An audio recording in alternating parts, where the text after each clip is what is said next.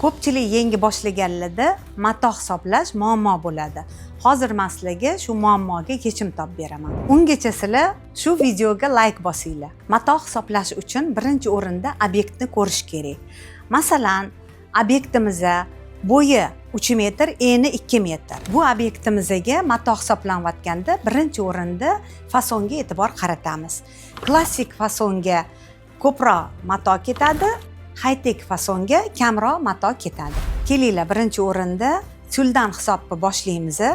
High-tech uslubda ham, klassik uslubda ham, masalan 2 metrli joyimiz bo'lsa, 6 metr tul rasxoti ketadi. Endi parsiralarni hisobiga keladigan bo'lsak, klassik fasonlarimizga masalan 3 metr, 6,5 metr parsiralarga ketsa, tepadagi fasonlar bilan 10 metr klassik fasonga ketadi.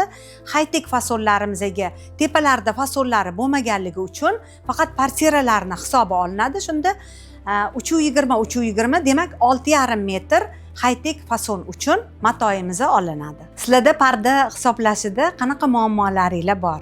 Kommentariyada yozsangiz, keyingi videolarda olib chiqamiz.